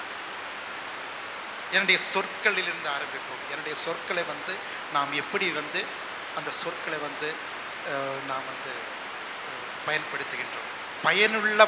பயனற்றவற்றை அகற்றிவிட்டு பயனுள்ளவையை நாம் ஏற்றுக்கொள்கிறேனா? என்னுடைய சொற்களை நாம் எடை போட்டு, எடைக்கல்லை, புது எடைக்கல்லை வைத்து நாம் எடை போட்டு பார்க்கிறேனா? என்னுடைய சுயநலம் என்கின்ற எடைக்கல் அல்ல, ஆண்டவர் சொல்கின்ற அந்த எடைக்கல், அந்த கல்லை வச்சு நான் பார்க்கிறேனா? நம்முடைய செயல்கள், இந்த ஐம்புலன்களால் வருகின்ற அந்த செயல்கள், அது எப்படி இருக்கின்றது? சில சமயத்தில் இந்த கடமையில் தவறுவது என்று சொல்வது கண்டும் கண்டுக்காம போகக்கூடிய ஒரு சூழ்நிலை இருக்கு. ஒருத்தர் வேதனையில் இருக்கிறாங்க, நமக்கு தெரியும், ஐயா நான் பார்க்கலையே, எப்படி இருக்குன்னு தெரியுமா? நம்ம அந்த பஸ்ஸில் போகும்பொழுது கூட்டமாக இருக்கும், ஒரு ஸ்டாப்லேருந்து திடீர்னு கர்ப்பிணி பெண் இல்லாட்டி வயதானவங்க ஒருத்தங்க வருவாங்க. அப்போ தான் நம்ம அந்த ஆழ்ந்த தூக்கத்துக்குள்ளே போயிடும். அது வரைக்கும் கண் விழித்து அக்கம் பக்கம் எல்லாம் ஊரை வேடிக்கை பார்த்துட்டு இருப்போம். இந்த மாதிரி ஆளுக வரும்போது தான் ஆழ்ந்த உறக்கத்தில் பார்த்துக்கோங்க. ஆழ்ந்த உறக்கத்தில் தான் ஆதாம் போன பொழுதுதான் விலா எலும்பை தூக்கிட்டு போயிட்டான். அதனால இந்த ஆழ்ந்த உறக்கத்தை வந்து வடிக்காமல் இந்த கடமையை செய்வதற்கு நாம் வந்து தயாராக இருக்க வேண்டும். Praise the Lord, praise the Lord. அதே போன்று இந்த சிந்தனையில் வரக்கூடிய, அதை வந்து அடுத்த கிளாஸில் தான் சொல்ல போகிறோம். இருந்தாலும் ஒரே ஒரு விஷயத்தை வந்து உங்களுக்கு வந்து சொல்லலான் இருக்கிறேன். சிந்தனை ஆன்மீக பாவம் என்றால் என்ன தெரியும் உங்களுக்கு? ஆன்மீக பாவம், ஆன்மீகம் என்று சொன்னாலே பாவம் இல்லாத ஒரு வாழ்க்கை தான் இல்லையா? நான் ஆன்மீக பாவம் என்று சொன்னால், நான் அப்போவே சொன்னேன்ல ஒருத்தரை பற்றி, நான் திருவிழா கொண்டாடினோம், இவ்வளோ காசு செலவு பண்ணோம், இதெல்லாம் நடத்தணும், நான் இவ்வளோ பெரிய நல்லவன் வந்து வேற எங்கேயுமே இல்லை, என்னை போல நல்லவன் வேற யாருமே இல்லை. இப்போ நான் தர்மபுரியில் இருக்கும்போது ஒரு கோயிலுக்கு போனேன், ஒரு பங்கு கோயிலுக்கு போனேன். அங்கே போனால் கோயில் வாசல்லே வந்து எழுதி வச்சுருக்காங்க, உபயம் இன்னார் என்று. உபயம் அதாவது ஸ்பான்சர் பண்ணவருடைய பேர் எழுதி வச்சுருக்காங்க. ஃபாதர்கிட்ட, ஃபாதர் இந்த கோயிலை வந்து அவர் தான் உங்களுக்கு ஸ்பான்சர் பண்ணார், நீங்கள் வேற ஃபாதர், அது வந்து அந்த வாசப்படி மட்டும்தான் அவர் கொடுத்துருக்கிறாரு, அதிலே வந்து பெரிய எழுத்தை எழுதி வச்சிருக்கிறாரு. உள்ள வந்து பார்த்தா ஒவ்வொரு ஃபேனுக்கும் வந்து உபயன்னு சொல்லி பேர் எழுதி வச்சிருக்காங்க. பரவாயில்ல, ஒவ்வொரு லீஃபுக்கும் வந்து எழுதி வைக்காமல் இருந்தது. அதுலேயும் டியூப் லைட்டு, எல்லா இடத்துலையும் டியூப் லைட்டு தான் போட்டு வச்சுருக்காங்க. டியூப் லைட்லேயும் வந்து அந்த பட்டீஸில் வந்து எழுதி வச்சுருக்காங்க உபயம் சொல்லி. அந்த காலத்தில் இருந்த ஃபாதர் வந்து ஸ்பான்சர் கிடைக்கிறதுக்காக அது பண்ணியிருப்பார். வில்லேஜில் இருக்கிற கூடிய ஒரு ஒரு கோயில், எல்லா இடத்துலையும் வந்து உபயம் சொல்லி எழுதி வச்சுருக்காங்க. அது கேட்ட உடனே எனக்கு வந்து, அது பார்த்த உடனே இதுக்கு அவங்க கொடுக்காமலே இருந்திருக்கலாம். இதுதான் ஆன்மீக பாவம் என்று சொல்கின்றோம். நான் வந்து ஒருத்தரை வந்து ஸ்பான்சர் பண்ணிட்டு, அந்த ஸ்பான்சர் பண்ண சில பேருங்க வந்து பாரு, நான் தான் ஸ்பான்சர் பண்ண, அந்த பையனை படிக்க வச்சேன், நான் தான் அந்த குடும்பத்தை நான் தான் ஸ்பான்சர் பண்ணேன், பாவம் பொழைச்சிட்டு போட்டு, கடவுள் தான் எனக்கு அள்ளி அள்ளி கொடுக்குறாரு, அதனால நான் தான் கொடுத்தேன்ட்டு தப்பட்டம் அடிச்சிடுவாங்க 4-5 பேர்த்துக்கிட்ட. ஆனால் சில பேருங்க அதை செய்ய மாட்டாங்க. ஆனால் இப்போ கோயிலில் வந்து ஒரு மணியை வந்து கொடுத்துருக்காரு, இந்த மணி அடிக்கும் போதெல்லாம் தனக்குள்ளே ஒரு அகந்தை, என் காசு தான் அங்கே வந்து ஒலிக்குது பாருங்க, ஜொலிக்குது பாருங்க, என் காசு அங்கே ஒலிக்குது ஜொலிக்குதுன்னு அப்படின்னு இதயத்தில் வந்து ஒரு மிதப்பு. இதெல்லாம் வந்து ஆன்மீக பாவங்கள். அப்போ வந்து பேசாமல் நம்ம கொடுக்காமலே இருந்துக்கலாமா? அதாவது எந்த ஒரு செயல் செய்கின்ற பொழுதும் அதை வந்து அன்பின் அடிப்படையில், இறை அன்பின் அடிப்படையில் நாம் செய்யாமல் இருந்தால் அது வந்து பாவமாக மாறிவிடும்.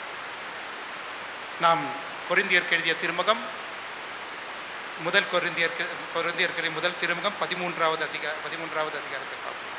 உங்களுக்கு தெரியும் அன்பை பற்றி. கொரிந்தியருக்கு எழுதிய முதல் திருமுகம் 13வது அதிகாரம்.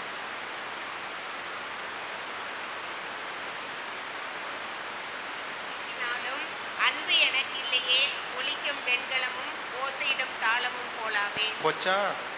நாம் வந்து என்னென்ன கேட்குறோம், ஆண்டவரே எனக்கு நோயாளிகளை சுகப்படுத்தக்கூடிய திறமையை தாரும், அந்நிய பாஷையில் பேசக்கூடிய திறமையை தாரும், அதிசயங்களும் புதுமைகளையும் செய்யக்கூடிய திறமைகளை தாரும்.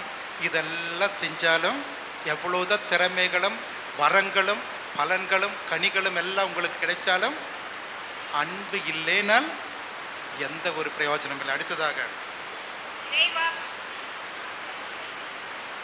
அறிவெல்லாம் பெற்றிருப்பினும் மலைகளை இடம்பெயர செய்யும் அளவுக்கு நிறைந்த நம்பிக்கை கொண்டிருப்பினும் என்னிடம் அன்பு இல்லையே நான் ஒன்றும் இல்லை. ஆமீன். அதாவது இதுதான் நான் முதல்ல சொன்ன ஆன்மீக பாவம். அதில் இது உட்படும். ஆன்மீக பாவத்துக்குள்ள இது உட்படும்.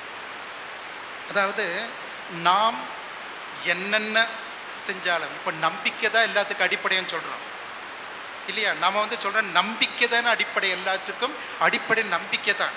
ஆனால் அந்த நம்பிக்கை கூட வீணாகதாக மாறிவிடும் எப்போது அன்பு இல்லை விட்டால். அதாவது என்ன காரணம் தெரியுமா? எனக்கு நீர் என் பெயரால் பிறருக்கு ஒரு பாத்திரம் தண்ணீரை குடித்தால் கூட அதற்கு உனக்கு பலன் கிடைக்காமல் போய்விடாது என்று ஆண்டவர் சொல்லியிருக்கிறாரு இல்லையா? இது ஆண்டவர் சொன்ன வார்த்தை. அதனால நான் வந்து நம்புகிறேன். அந்த சொன்ன வார்த்தைகளை நம்பி நான் வந்து அன்பு அந்த தண்ணீரை கொடுக்கின்ற பொழுது அங்கு வந்து நாம் வந்து இறை அன்பை வந்து நாம் கொடுப்பதில்லை. எனக்கு பிரதிபலனே கிடைக்கும் என்று தான், பலன் கிடைக்கும் என்பதற்காக தான் நான் வந்து அதை செய்கின்றேன். இங்கே தான் நாம் வந்து தவறி விடுகின்றோம். இல்லாமல் நம்பிக்கை என்பது தவறான ஒரு விஷயம் கிடையாது. இறை வார்த்தை பேசுவது என்னுடைய புகழுக்காக, பெருமைக்காக, பணத்திற்காக, நாம் வந்து பெரிய திறமை பெற்றவன் என்று பிறர் 4 பேர் பேசணும் என்பதற்காக நான் வந்து இறை வார்த்தைகளை பேசுகின்ற பொழுது அங்கு அவர்கள் வந்து அன்பு இல்லாமல் போய்விடுகின்றது.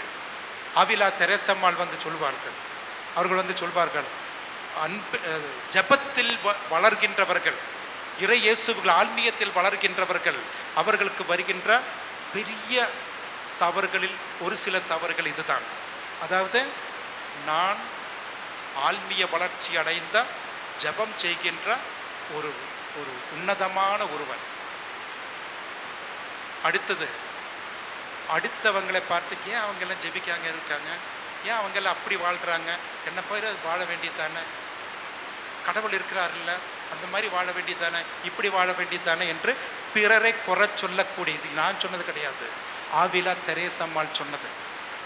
ஜபத்தில் இருக்கின்ற பொழுது கூட, திருப்பலியில் கலந்து கொள்கின்ற பொழுது கூட, ஏன் அந்த அந்த குழந்தைகள்லாம் என்ன பண்ணிட்டு இருக்காங்க, அவன் எல்லாம் வந்து எதுக்கு கோயிலுக்கு வர்றான், அவன் வந்து பட்டு சேலையை வந்து காமிக்கிறதுக்காக வர்றாங்களா, இல்லை வரும்போது வந்து பெரிய அது உலகளகிட்டு வந்து உலகத்துக்கு தெரியப்படுத்தணும்னு வர்றாங்களா, இந்த மாதிரி எண்ணங்கள் வந்து மனசில் ஓடிக்கிட்டே இருக்கு.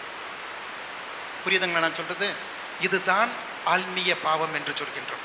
அன்பு இல்லாத இடத்தில் என்ன விதம் எப்படிப்பட்ட ஒரு ஒரு ஆன்மீகம் இருந்தாலும் அந்த ஆன்மீகம் பாவமாகத்தான் மாறிவிடும். Praise the Lord. Hallelujah, hallelujah. இந்த கடமையை பற்றி சொல்கின்ற பொழுதுதான் அடுத்ததாக, என் உடைமை எல்லாம் நான் வாரி வழங்கினாலும் என் உடலையே சுட்டரிப்பதற்கென ஒப்புவித்தாலும் என்னிடம் அன்பு இல்லையே எனக்கு பயன் ஒன்றும் இல்லை. எப்படி இது? எல்லாத்தையும் கொடுத்து விட்டு, என் வாழ்க்கையும் கொடுத்து விட்டு, என்னுடைய என்னுடைய பொருளையும் என்னுடைய சொத்தையும் எல்லாம் கொடுத்து விட்டு, எல்லாமே கொடுத்து விட்டுட்டு நான் வந்து அன்பு இல்லாமல் இருக்கின்றேன். இது நான் வந்து அடிக்கடி எங்கள் ஃபாதர் சிஸ்டர்ஸ் கிட்ட தியானம் கொடுக்கும் போது சொல்லுவேன் இந்த வார்த்தையை. நீங்கள் வந்து எல்லாம் விட்டுட்டு வந்துட்டீங்க. பேதுரு கேட்டாரில்ல, நாங்கள் எல்லாமே விட்டெறிந்து வந்துட்டேன், உண்மை பின்பற்றுவதற்காக வந்தேன், உம்மோடு இருப்பதற்காக நாங்கள் வந்துள்ளேன், ஆனால் எங்களுக்கு என்ன கிடைக்கும்? எங்களுக்கு என்ன கிடைக்கும்? அந்த யூதாஸின் மனோபாவம், எனக்கு என்ன கிடைக்கும்? நான் ஆண்டவரை காட்டி கொடுக்கணுமா, அவரை வந்து பறை சாற்றணுமா, என்ன வேணாலும் பண்ணுறேன், நான் தயாராக இருக்கிறேன், ஆனால் எனக்கு என்ன கிடைக்கும்? ஆண்டவர் பெயரால் எல்லாமே விட்டெறிந்து நான் கடந்து வந்திருக்கின்றேன். ஒரு கன்னியாஸ்திரியாக, ஒரு ஃபாதராக, ஒரு துறவியாக நான் கடந்து வந்திருக்கின்றேன். அதாவது உங்களுக்கெல்லாம் வேலை இல்லாமல் நீங்கள் வந்தது கிடையாது இல்லையா? வீட்டில் நிறைய வேலை இருக்குது. ஒரு வேலை இல்லாட்டி மொபைல் நோண்டிட்டாவது இருக்கலாம், இல்லாட்டி டிவி பார்த்துட்டு இருக்கலாம், இல்லாட்டி 4 பேர்த்துக்கிட்ட 4 பேர்த்த பற்றி ஒரு புரளி பேசலாம். இதெல்லாம் ஒரு ஆனந்தம், இதெல்லாம் ஒரு ஆனந்தம். ஆனால் அதெல்லாம் விட்டுட்டு நீங்கள் இங்கே வந்திருக்கீங்க, தியானத்துக்கு வந்திருக்கீங்க இல்லையா? இந்த நேரத்தில் கூட நாம் வந்து இந்த அன்பு இல்லாமல் இருந்தால், இறை அன்பும் பிறர் அன்பும் இல்லாமல் இருந்தால் நாம் இங்கே வந்தது வீண் என்று தான் சொல்வேன். இந்த நீங்களாவது இந்த நேரத்தை தான் வீணாக்குனீங்க. ஆனால் நாங்கள்லாம் துறவியாக, பாதேசாக, கன்னியாஸ்திரியாக இருக்கக்கூடியவங்க அவங்க வாழ்க்கையே விட்டுவிட்டு, எல்லா சுகத்தையும் விட்டுவிட்டு, குடும்பத்தையும் விட்டுவிட்டு, எங்களுக்கு இயேசுவே சரணாகதி என்று நாங்கள் இங்கு கடந்து வந்து கடைசியில் இந்த அன்பு என்பது எங்களுக்கு இல்லாவிட்டால் எங்களுடைய வாழ்க்கை வீணாகத்தான் இருக்கு. பிரைஸ்தலாம். இதெல்லாம் வந்து எப்படின்னு தெரியுமா, எங்களுக்குள்ள ஒரு உள்குத்து வந்து எப்பவுமே இருந்துட்டு இருக்கு.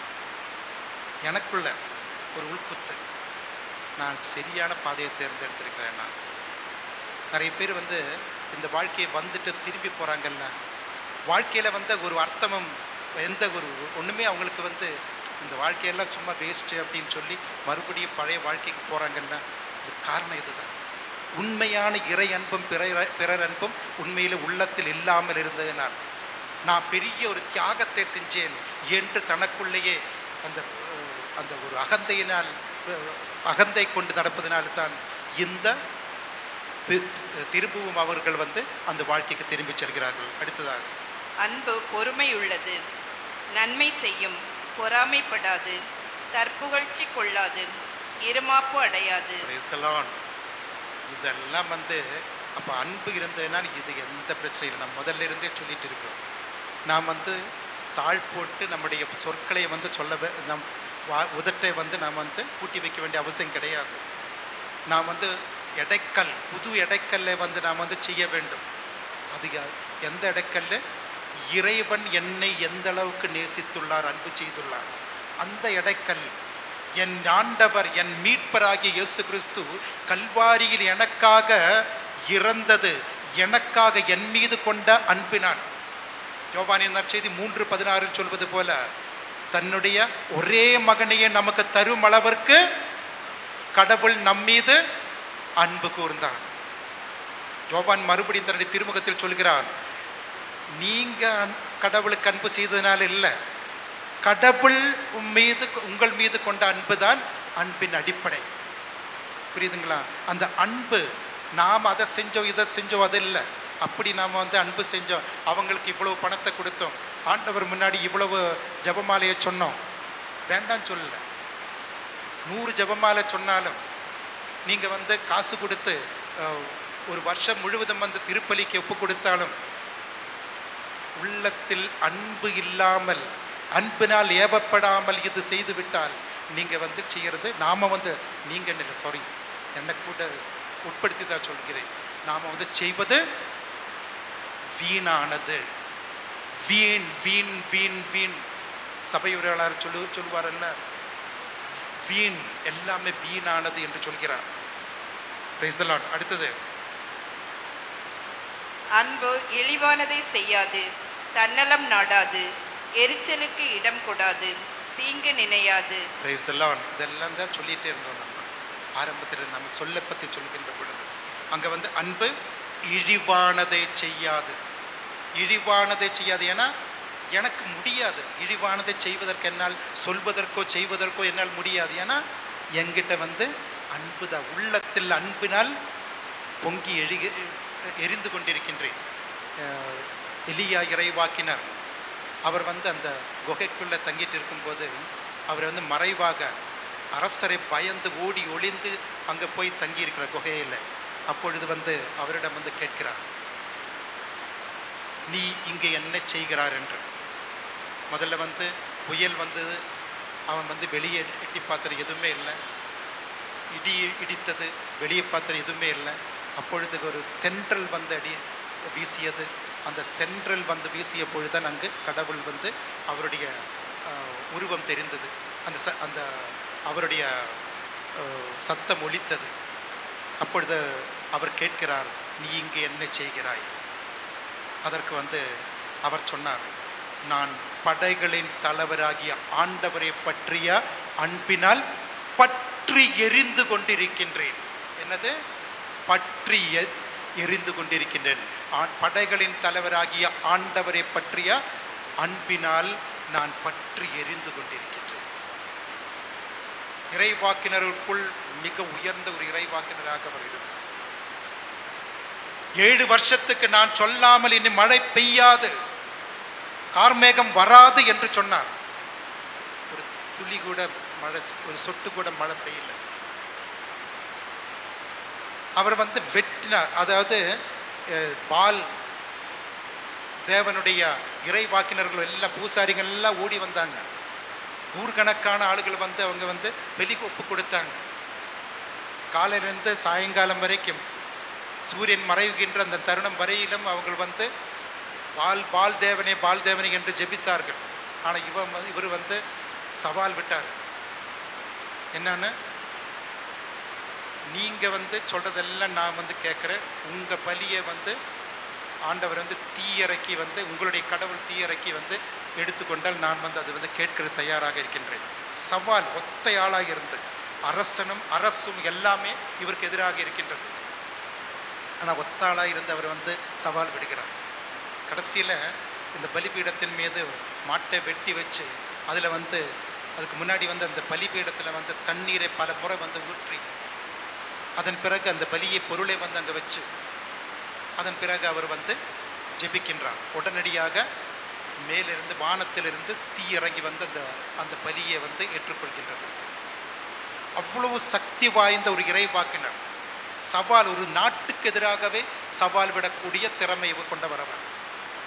ஆனால் அவருக்கு எதிராக அவர் வந்து அந்த சக்தியை பெற்றது அவர் படைகளின் தலைவராகிய ஆண்டவரை பற்றிய அன்பினால் பற்றி எரிந்ததுனால தான். அதாவது அவர் உள்ளத்தில் பொங்கிக் கொண்டிருந்தது அந்த அன்பு தான், இறை அன்பு தான். இந்த இறை அன்பு இருக்கின்ற பொழுது அங்கு வந்து எந்த ஒரு இழிவானது செய்யாது, இழிவானது நடக்காது, தன்னலம் நாடாது, எரிச்சலுக்கு இடம் கொடாது, தீங்கு நினையாது. அன்பு தீவினையில் மகிழ்வுறாது, மாறாக உண்மையில் அது மகிழும். அன்பு அனைத்தையும் பொறுத்து கொள்ளும், அனைத்தையும் நம்பும், அனைத்தையும் எதிர்நோக்கி இருக்கும், அனைத்திலும் மன உறுதியாக இருக்கும். நான் ஒரு சின்ன கேள்வியை கேட்குறேன். இந்த இப்போ சமீபத்தில் வந்து பாகிஸ்தானுக்கு இந்தியாவுக்கு சின்னதாக ஒரு 3-4 நாள் வந்து போர் நடந்துருச்சு இல்லையா? நியூஸ் எல்லாம் பார்ப்பீங்களா நீங்கள் அந்த டைமில்? அப்போ அந்த சமயத்தில் வந்து பாகிஸ்தானோட ஒரு 10 ஃப்ளைட்டு வந்து அந்த இத்தனை பேர் வந்து இறந்துட்டாங்க, அந்த மாதிரியில் நியூஸ் கேட்டுருச்சு. கேட்டபோது உங்கள் மனசு வந்து எப்படி இருந்தது? ஒரு விதமான சொல்ல முடியாத ஒரு ஆனந்தம், ஒரு சந்த சாமிகிட்ட வேண்டிக்கிட்டேன், வெரி குட், ஒரு சொல்ல முடியாத ஒரு ஆனந்தம். ஏன்னா நம்ம எதிரியாக இருக்கக்கூடியவங்களுக்கு இப்படி வந்ததுனால ஒரு ஆனந்தம். ஆனால் இது வந்து இங்கே பாருங்க, அன்பு தீவினையில் மகிழ்வுறாது. என் எதிரிக்கு இப்படி வந்துருச்சு அப்படின்ட்டு சில சாதியினருக்கு ஏதாவது நடந்த ஒரே சந்தோஷம் தான் உள்ளத்தில். சில சமயத்தினருக்கு இப்படி வந்துருச்சுன்னா அவங்கெல்லாம் அப்படித்தான் ஃபாதர், அவங்கெல்லாம் தீவிரவாதிங்க ஃபாதர், அதனால அவங்களுக்கு அப்படிதான் நடக்கணும். கடவுள் அவர் வந்து அவங்களை தண்டிக்கிறாங்க. ஆனால் கடவுளை வந்து ஒருத்தருக்கு தீங்கு விளைவிக்காது. Praise the Lord, praise the Lord. அதாவது நாம் வந்து அவங்களுக்கு எதிராக வந்து அந்த உண்மையான அன்பு இருந்தால் இந்த தீவினையில் மகிழ்வுறாது, மாறாக உண்மையில் அது மகிழும். உண்மையை பார்க்கின்ற பொழுது அது மகிழும்.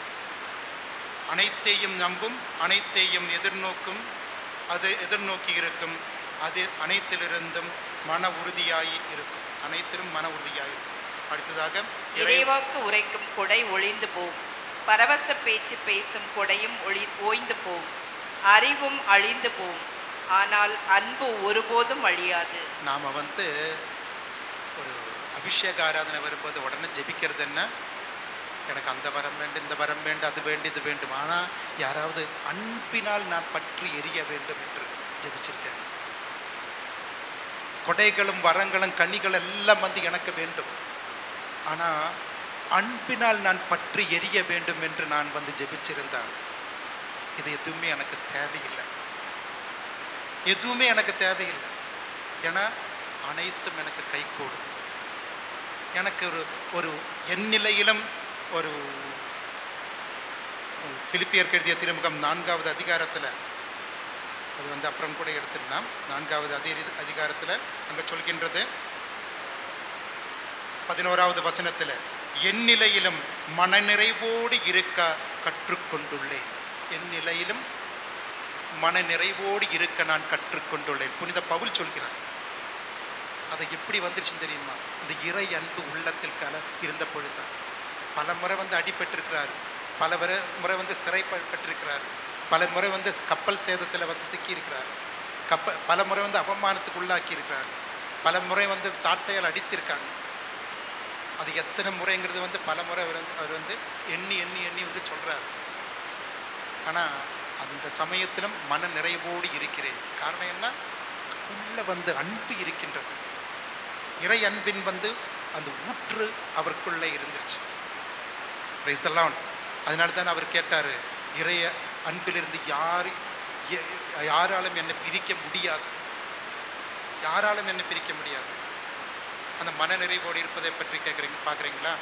பிலிப்பியருக்கு எழுதிய திருமுகம் 4வது அதிகாரம் 11வது வசனம். எனக்கு ஏதோ குறைவாய் இருப்பதால் இவ்வாறு சொல்கிறேன் என நினைக்கல. அது போது நான் அவங்க அந்த இறை வார்த்தையை தேடிட்டு இருந்தாங்க. அதனால தான் சொன்னேன். நீங்கள் தொடர்ந்து 13வது வசனம், 13வது அதிகாரம் கொரிந்தியர்.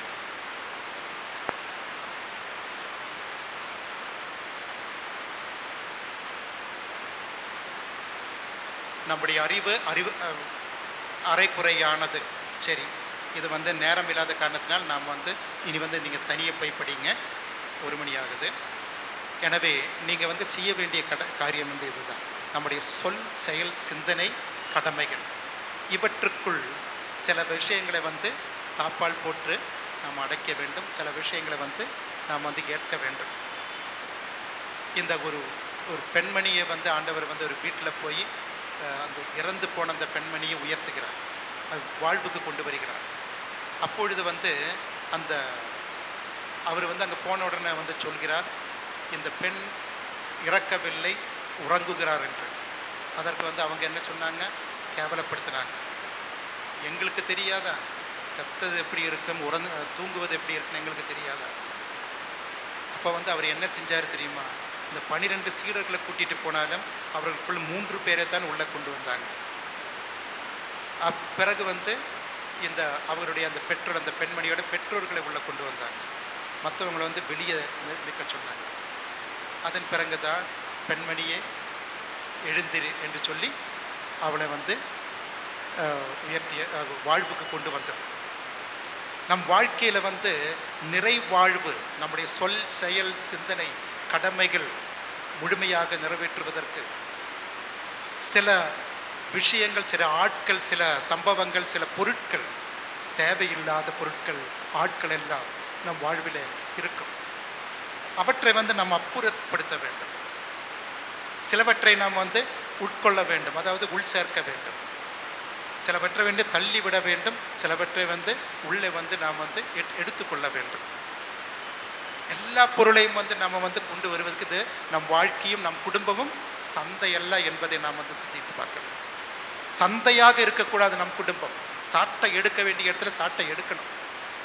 தூக்கி வீச வேண்டிய பொருட்களை தூக்கி வீசணும். கூடாது என்று சொல்கின்ற, வரக்கூடாது என்று சொல்கிறவங்கள வரக்கூடாது என்று சொல்லி தடுத்து நிறுத்தணும். சில சமயங்களில் மொபைல் ஃபோனாக இருக்கலாம், சில நண்பர்களாக இருக்கலாம், சில உறவுகளாக இருக்கலாம், சில தீய பொருட்கள் நம் குடும்பத்தில் கொண்டு வச்சதாக இருக்கலாம். அவற்றையெல்லாம் நாம் அப்புறப்படுத்த வேண்டும். அப்பொழுதுதான் நம் வாழ்வில் இந்த அன்பின் உச்சம், அந்த அன்பு முழுமையாக நமக்குள் கொண்டு வர முடியும். இல்லாவிட்டால் எல்லாற்றையும் ஏற்றுக்கொண்டு நம் வாழ்வில் வந்தால் அது நம்ம உண்மையான ஒரு ஆன்மீகத்துக்குள் வளர்வதற்கும் வாழ்வதற்கும் நம்மால் முடியாது.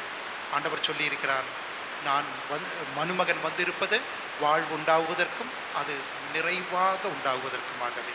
எனவே நாம் இப்பொழுது நாம் சொல்கின்ற பொழுது நம் சொல், செயல், சிந்தனைகளை, கடமைகள் முழுமையாக செய்வதற்கு தடையாக இருப்பவற்றை அனைத்தையும் அகற்றுவோம். அதற்கு அதை ஊக்குவிக்கின்றவற்றை நாம் எடுத்துக்கொள்வோம். அதன் பிறகு அன்பில் முழுமையாக நாம் வளர்வோம். இறைவன் நம்மை நிறைவாக ஆசீர்வதிப்பாராக. ஆமென்.